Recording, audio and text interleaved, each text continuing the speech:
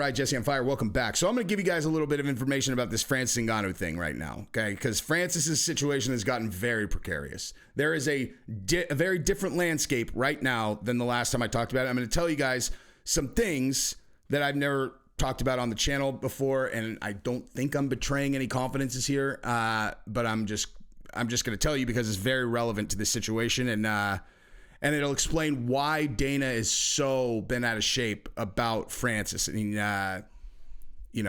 potentially whittles Francis's options down to like none, So I want to talk about that and then, and basically tell you, like, I think that Francis has one option now. One. And I'll tell you what that is. And we'll go from there. And then also, if I have some time, I only have 15 minutes to record right now. If I have some time, I want to talk about Max Holloway's performance last night. And just the fights in general last night were great.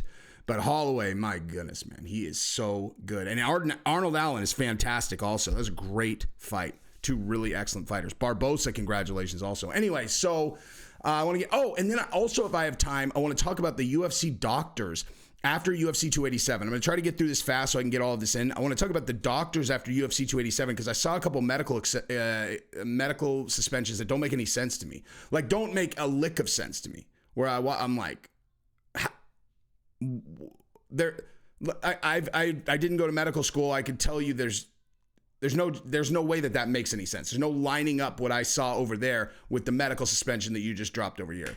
So I want to talk about that. Before I do those super quick, if you don't mind subscribing to the channel, if you haven't yet, I appreciate it. That's all I ask. I don't ask for money. I don't ask for nothing. Just that you, click subscribe if you're going to watch my content. Listen, I don't mind super chats, certainly. But all I ask if you're going to watch the content is that you subscribe, and I appreciate you guys doing that. So, Francis's situation. So Saturday morning, I am on my way to Open Mat, and I'm talking to somebody who'd been very close to this situation about what Francis's options are. And we're just both, I'm like, does he have I think he has to go back to UFC. And they're like, no, yeah, he has to go back to UFC. Like, what? He has no options, right? He has no options and we've talked enough about this on this channel that I don't need to rehash all of it. But the main point is he went into free agency without having anything locked down. The Tyson Fury thing was right there for the taking, but they didn't play it correctly. So then that's kind of gone. You've got Deontay Wilder's just like this weird, oh yeah, we've agreed to fight on Twitter. That's nothing. And you got Eddie Hearn, who's best friends with Dana, who is going to help Dana because they're like legitimately good friends. And he's going to help him, try to make sure that Francis doesn't get a fight. And so to me, I'm like, he has to go back to UFC. I'm like, I wonder if they'll make his offer significantly less. Like now that he's coming back, they're like, look, man, your value is not what it was. What we offered you before was we were trying to avoid you going into free agency, but you were the champion then. You're not the champion now.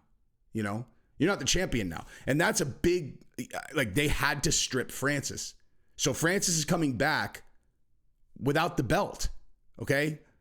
Like, I don't think he'll get the same offer, even if he does go back to the UFC. He's going to have to, he's not only going to have to go back to the UFC, he's going to have to apologize. He's going to have to go back like hat in hand, and which I don't know if he'll do.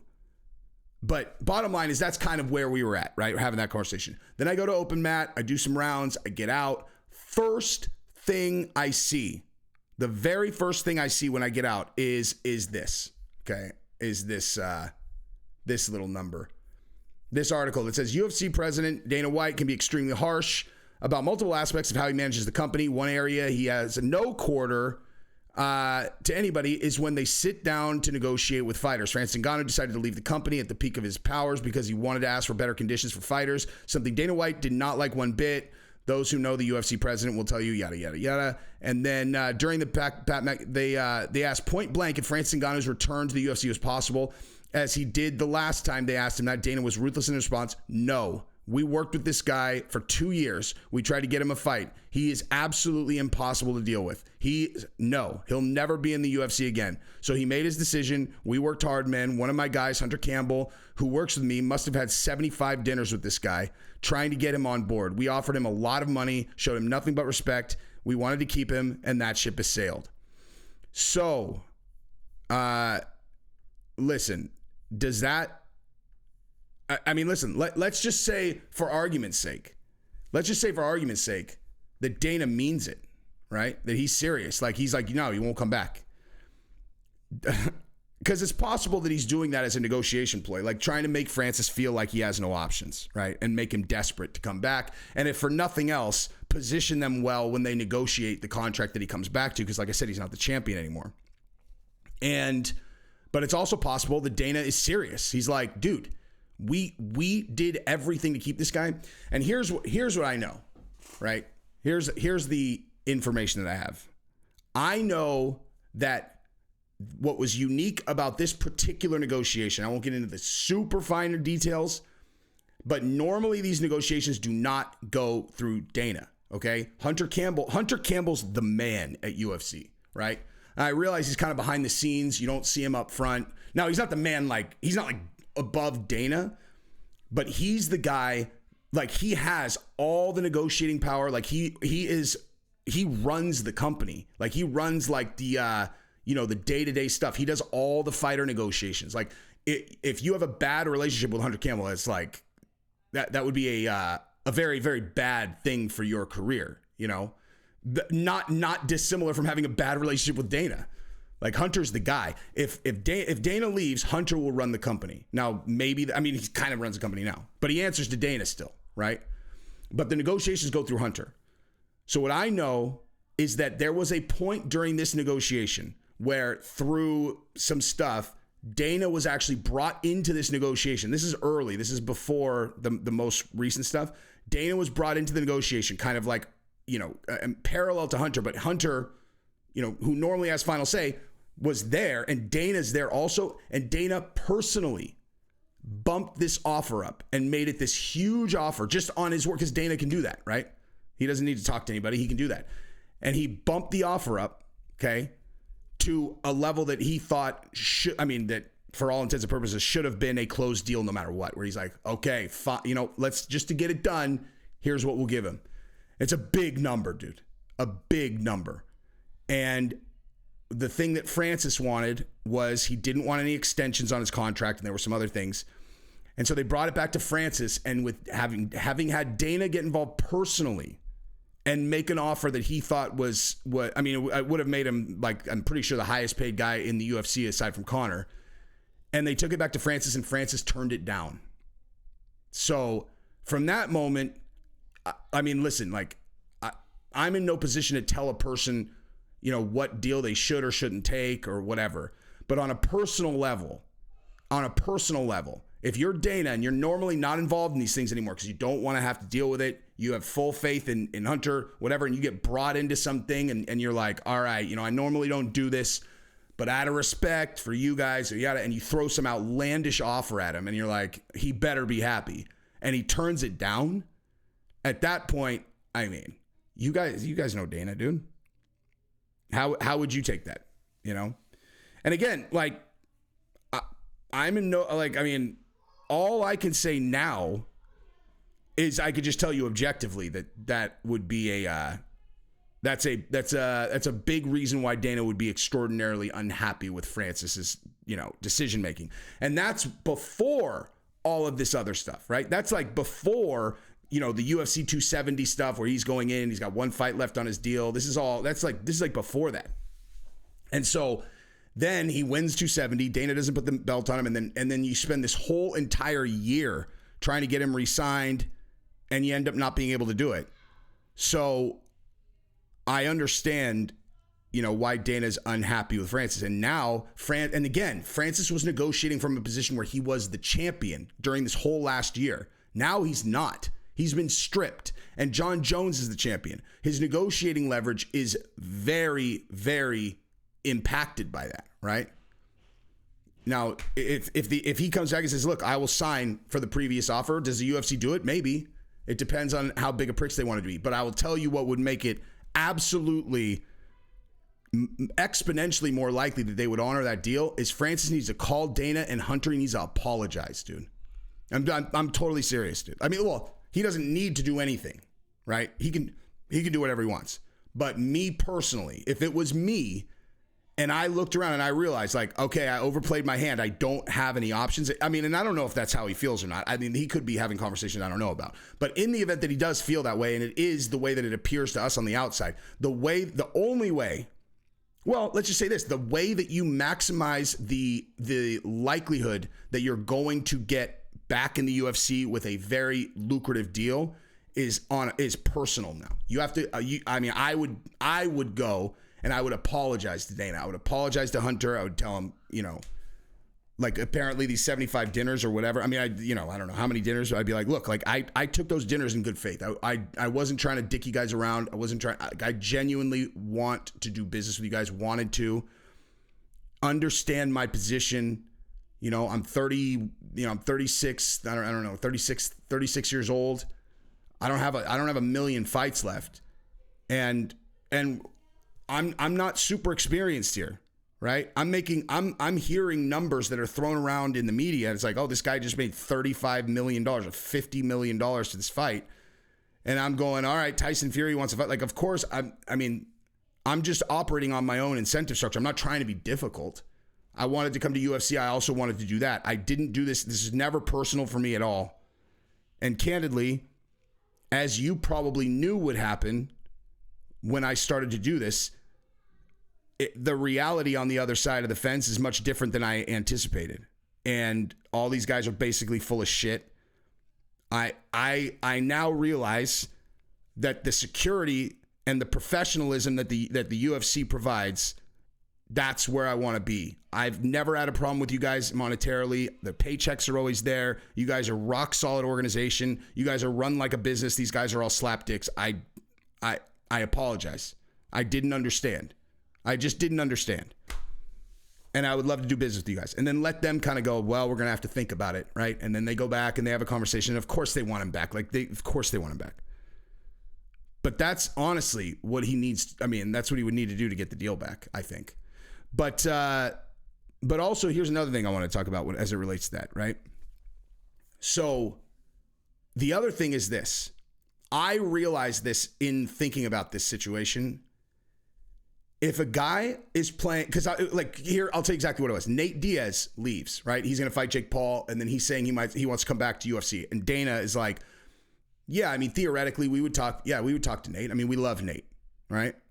Now, Nate was obviously just as difficult as Francis in terms of, getting a deal done. They were offering him all kinds of money. They were trying to do anything they could to re-sign him, and he wouldn't do it.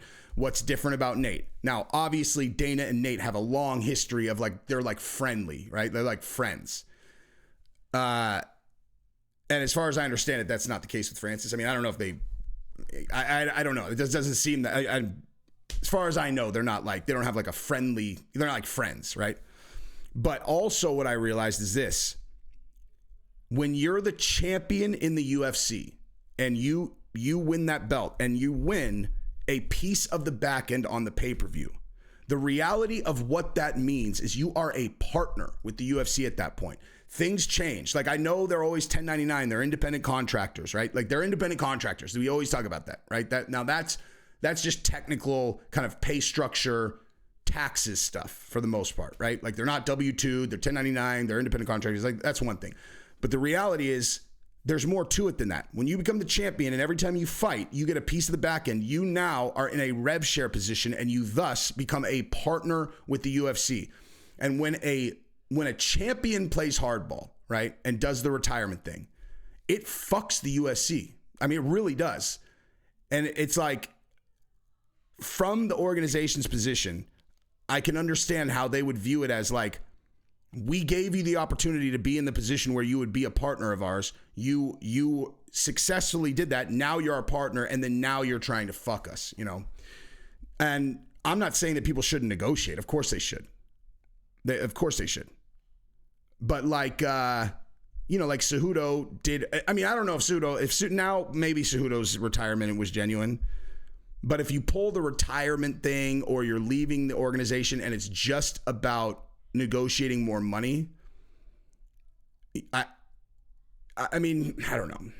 I mean, you play the leverage that you have. I mean, the UFC is super cutthroat also, but I mean, I understand how they would take that as it's different because you're the champion, But at the same time, I mean, the base level pay for a champion is not even remotely close to what the guys who have successfully negotiated a better contract get, You're talking millions of dollars difference every time they fight. But yeah, I mean, I don't know. that is what, if Francis feels like he has no options, that's what I would suggest doing. You know, this is business, right? If you're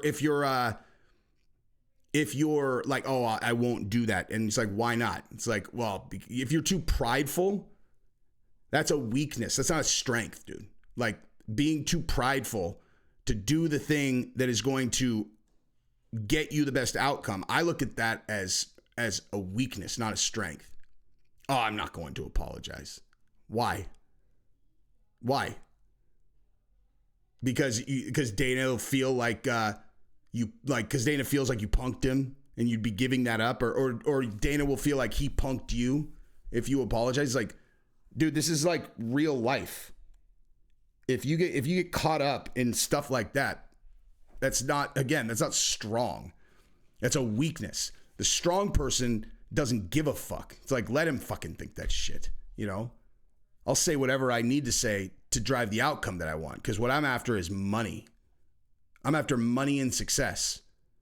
So if he wants to go tell his friends, like, yeah, I punked him around, I don't give a fuck. Because I got the outcome that I wanted. So I won either way, you know? If he goes and tells his friends, like, listen, you know, like, we really mended fences. He's a really good dude. He just didn't understand. Cool. And I got the deal. Like, I won. If he goes the other way, I punked him, whatever, but I got the deal. I won. It doesn't matter. Like, this shit does not matter. Your ego is your enemy. Pride is your enemy. Anyway, so that's that. Now, on the other stuff, I just wanted to say really quick. I mean, I'm sure you guys saw the fights, and I don't really have anything to add other than that the fights were incredible last night. I really had a great time watching them, and Max Holloway is watching that here, I'll tell you where my head's at. How good is Alexander Volkanovski? I mean, I don't even know what else to say. It's like, if that's how good Max still is, how good is Volkanovski? Because Volkanovski pieced him up. He pieced him up in that last fight. Just utterly pieced him up. And so, you know, you look at a thing, I mean, gosh. Dude. And Arnold Allen is nasty, dude. He's nasty. And oh my God, both of their cardio is just insanity, dude.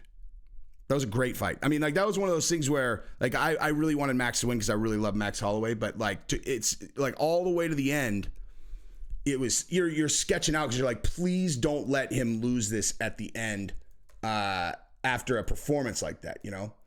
Dude, and you know who else? I wanted to touch on this really quick, because the other guy that really stuck out to me is what's his name? That undefeated light heavyweight, whose name I was brutalizing last night. He got tired towards the end, but dude, he is a monster. I should have this prepped, but I'm sure you guys know who I'm talking about. He was in the green shorts. He's undefeated. He's like 15-0. Murzakanov. Yeah. Azamat Murzakanov. That guy is legit, dude. That guy is super legit. So the other thing that I was going to talk about really quick is just the medical suspensions from UFC Miami, which were fucking bizarre, man. Like, and I'll tell you specifically which one I'm talking about. Alex Pereira only got a 60-day medical suspension. What the fuck? Like, how is that even possible? The guy got starched into oblivion. He got hit with three starched knockout shots. He's out already. He gets hit again. He's unconscious on his way down. As a matter of fact, 4, his head hits the canvas, and then Izzy hits him with another undefended shot. How could he be allowed to fight 60 days later? Why even have doctors? You know what I mean? You can't recover from a fucking concussion like that in 60 days and be fight ready. So what? Like, because he's gonna be training. I mean, this, and the same thing for Yada for both the Ponzibio and what's his name that Rob Font knocked out. God, my poor brain. Giannis, my brain, dude. 60 days. And all 3 of those guys got fucking starched. Anyway, I think that's really bizarre, but that's what I got. Peace.